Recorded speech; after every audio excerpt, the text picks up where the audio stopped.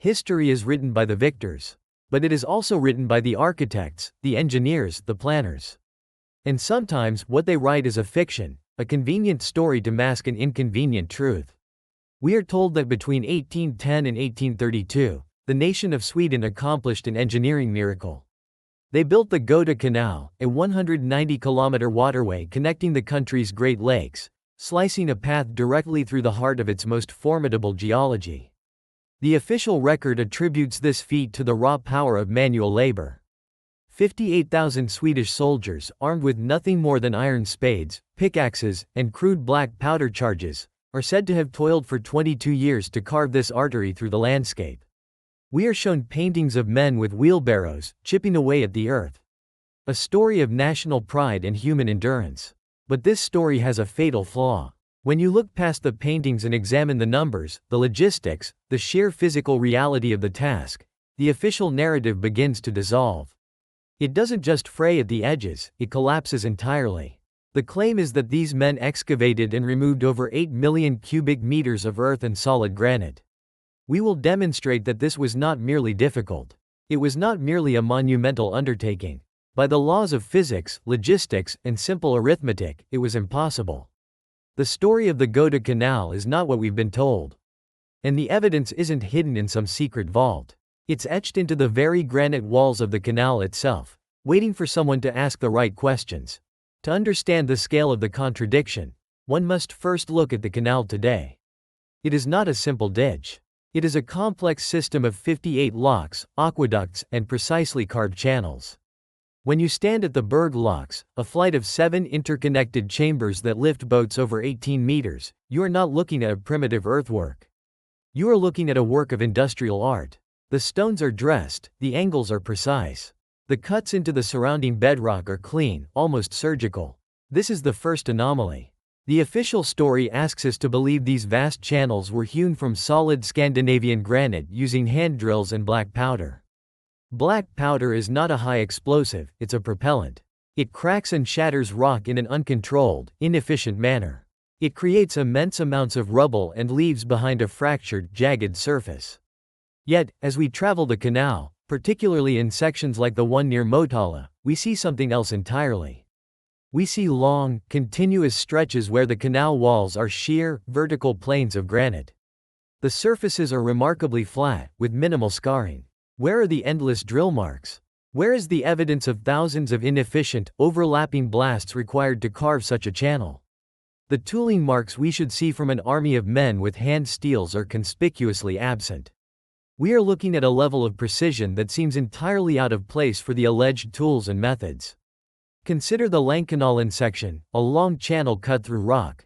The consistency of its width and depth over hundreds of meters is staggering. How was such uniformity maintained with rudimentary surveying equipment and the chaotic force of black powder? Was every single blast, every single swing of a pickaxe, perfectly calibrated? The visual evidence suggests a process far more controlled, far more advanced than simple blasting and mucking out. It looks less like something that was chipped away and more like something that was sliced. The sheer volume is one problem, but the quality of the finish is another, more subtle one. It whispers of a different technique, a different story. It doesn't look like the work of 58,000 men in a desperate struggle against nature. It looks calm. It looks calculated. It looks effortless. And that, in itself, is the most profound anomaly of all. Why does a project of such supposed brutality and chaos look so serene and perfect in its final form? The visual anomalies are unsettling, but the practical logistics render the official story untenable. Let us move beyond what we see and consider what was required to create it. 8 million cubic meters of material had to be moved. Let's try to visualize that number. It's enough to fill the Great Pyramid of Giza 3 times over. A significant portion of this was not soil, but hard granite. First, the excavation. The process described is drill and blast. A soldier would hold a steel drill bit while 2 others struck it with sledgehammers, slowly boring a hole into the rock. This hole would be filled with black powder, tamped down, and ignited. The resulting blast would fracture a small amount of rock, which then had to be cleared by hand. The physics of this process are punishing. Creating a single-meter-deep borehole in granite with hand tools could take a team of 3 men an entire day. To excavate a single cubic meter of granite this way might require half a dozen such boreholes, carefully placed. This is before any clearing has even begun. The sheer number of hand tools required is staggering. Tens of thousands of iron drill bits, pickaxes, and shovels would need to be continuously supplied, sharpened, and replaced. The iron would wear down against the granite at a ferocious rate. Where were the armies of blacksmiths working day and night to forge and repair this mountain of tools? The official records mentioned tool procurement, but not on the industrial scale that would be necessary. Now, consider the spoil. Once the rock is broken, it must be removed. The 8 million cubic meters of excavated material did not simply vanish. It had to be loaded, by hand, into carts or wheelbarrows and transported away from the site. Where did it go? Some was used for embankments, but the vast majority had to be dumped.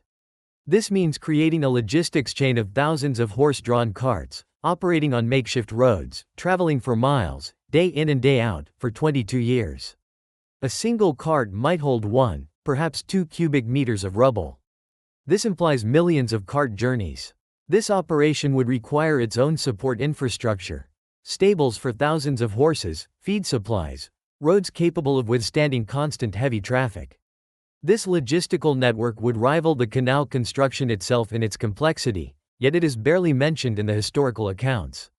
And what of the men?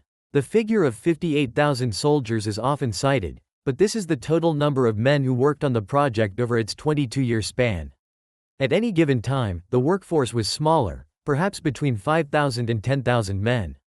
These men needed to be housed, fed, and clothed. A camp for 7,000 workers is the size of a small city. It requires kitchens, latrines, medical facilities, and a constant supply of food and fresh water. This entire mobile city had to be maintained and moved along a 190-kilometer front. The energy expenditure alone is a critical failure point. The caloric needs of thousands of men performing heavy manual labor in a harsh climate are immense. Supplying that energy, in the form of food, to remote construction sites in early 19th century Sweden was a monumental task. Every aspect of the project, when examined through a practical lens, blossoms into a fractal of impossible logistics. The tools, the spoil removal, the life support for the workforce. Each component required a level of organization and resources that simply does not appear in the historical record and seems to exceed the capabilities of the era. The official story focuses on the soldier with the pickaxe, but it conveniently ignores the mountain of logistics that must stand behind him. Without that mountain, he cannot even begin. When a physical account of an event does not align with the evidence, we turn to the written record for clarification. But in the case of the Göta Canal, the official documents create more questions than answers. The primary architect of the project was a nobleman and naval officer named Baltzar von Platen. His records, along with the military logs, form the basis of the official history. These documents are meticulous in some areas. They record finances, the number of men conscripted, and the dates of completion for various sections. They tell us what was accomplished. But they are conspicuously silent on the asterisk how. When you search these archives for detailed descriptions of the excavation techniques, for the solutions to the immense logistical problems, you find very little. The entries are frustratingly vague. A typical entry might read, "This week, the western section advanced 150 meters through difficult rock." It does not explain the methods used to overcome this difficult rock at such a speed. It does not detail the number of tools broken, the amount of black powder used per meter, or the system for spoil removal. It is a record of results, not methods. It's like reading the final score of a game without any description of how it was played. This pattern of vagueness is a significant red flag. In any legitimate large-scale engineering project, the challenges and their solutions are the most important part of the record. Engineers document problems and innovations to learn from them. The absence of this data for the Göta Canal is not just an oversight, it feels like an omission. Furthermore, the narrative we have today feels standardized, almost like a template. The story of hard-working soldiers triumphing over nature is a powerful national myth. It was powerful then, and it is powerful now. Was this narrative constructed to simplify a far more complex and perhaps unsettling reality? It provides a simple, heroic answer to a very difficult question. When challenges arose, the official explanation was always the same: more men, more effort. This fails to account for the physical limits of materials and logistics. You cannot simply solve the problem of granite by throwing more men at it. The workspace is limited. The rate of tool wear is fixed. The energy output of a human body is finite. The records seem to treat manpower as a magical solution, ignoring the complex equation of which it is only one variable. Why is the official story so resistant to detail? Why does it rely on broad strokes and heroic sentiment rather than cold, hard engineering data? A project of this magnitude should have generated volumes of technical documentation. The lack of it suggests that either the records have been lost, all of them, across the entire project, or they never existed in the form we would expect. Or perhaps, the methods used were something the creators did not want to document. Something they could not explain. If the Göta Canal were an isolated incident, it could perhaps be dismissed as a one-time anomaly, a fluke of historical record-keeping. But it is not. When we look at other massive engineering projects of the same era, we see the same pattern emerging. The narrative of impossible construction by manual labor is not unique to Sweden. Consider the Erie Canal in the United States, built between 1817 and 1825. It stretched 584 kilometers, and its construction required the removal of millions of cubic meters of earth and rock, much of it done by immigrant laborers with hand tools. Historians praise the ingenuity of its amateur engineers, but the speed and scale of the project defy the documented technology. Like the Göta, it was completed in a breathtakingly short time, transforming the American economy overnight. The official story is one of pickaxes and determination. But again, the logistical details are glossed over in favor of the heroic narrative. Now look at the Caledonian Canal in Scotland, constructed between 1803 and 1822 under the engineer Thomas Telford. It carves a path through the Great Glen, a geological fault line filled with hard, metamorphic rock. It required the construction of enormous locks, like Neptune's staircase, a flight of 8 massive chambers. Once again, the official credit is given to manual labor and rudimentary blasting.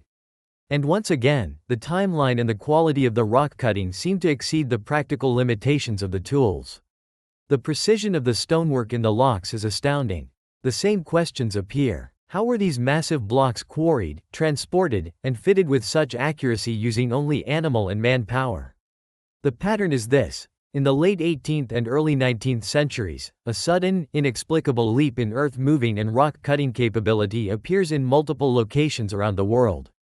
These projects are orders of magnitude larger than anything built for 1,000 years prior. Then, just as suddenly, the narrative solidifies around the manual labor explanation. This explanation serves a purpose. It normalizes the impossible. It prevents us from asking a more difficult question. Was there a technological leap during this period that has been written out of our history? A technology that was known to an elite cadre of engineers, men like Telford in Scotland and von Platen in Sweden, but was not part of the public industrial revolution. The projects are presented as isolated national triumphs, but when viewed together, they look like a coordinated global phenomenon. Sweden, America, Scotland, Russia. All undertaking impossibly large canal and earthwork projects at the same time, and all explaining them away with the same implausible story. Are we looking at a series of independent miracles? Or are we looking at the scattered evidence of a single, hidden technological advancement? Heroic narratives and historical patterns are compelling, but numbers do not have a narrative. They are impartial, and the numbers for the Göta Canal do not support the official story.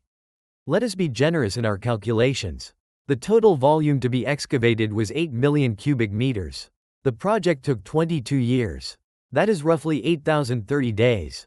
Let us subtract weekends, holidays, and days lost to the harsh Swedish winters. A generous estimate gives us 5,000 working days. 8 million cubic meters divided by 5,000 days is 1,600 cubic meters of material that had to be excavated and removed, every single day, for 22 years. Now, let's consider the workforce. The total number of soldiers was 58,000, but they worked in rotations. Records indicate that at any given time, the number of men actively working along the 190-kilometer stretch was approximately 7,000. So, we have 1,600 cubic meters per day, moved by 7,000 men. This breaks down to approximately 0.23 cubic meters per man, per day. At first glance, this number might seem plausible. A man can certainly dig and move a quarter of a cubic meter of material.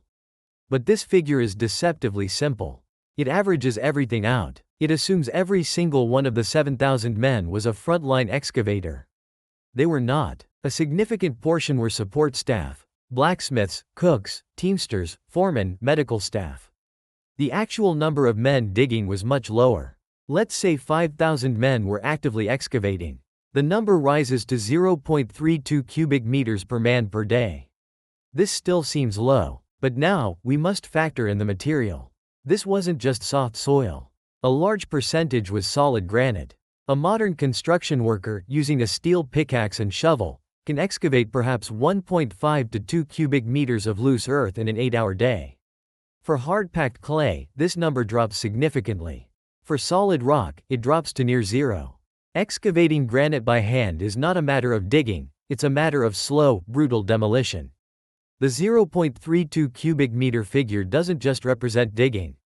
It represents drilling boreholes with hand steels, packing powder, blasting, waiting for the dust to clear, then breaking up the larger boulders with sledgehammers, and finally, loading the jagged, heavy rubble onto carts. Every one of these steps is slow and inefficient. Experts in historical engineering estimate that moving a cubic meter of solid rock using these methods could require over 100 man-hours of labor. Let's use that. If even 1/4 of the 8 million cubic meters was granite, a very conservative estimate, that's 2 million cubic meters of rock. At 100 man-hours per meter, that equals 200 million man-hours for the rock alone. How many man-hours were available? 7,000 men, working 10-hour days for 5,000 days.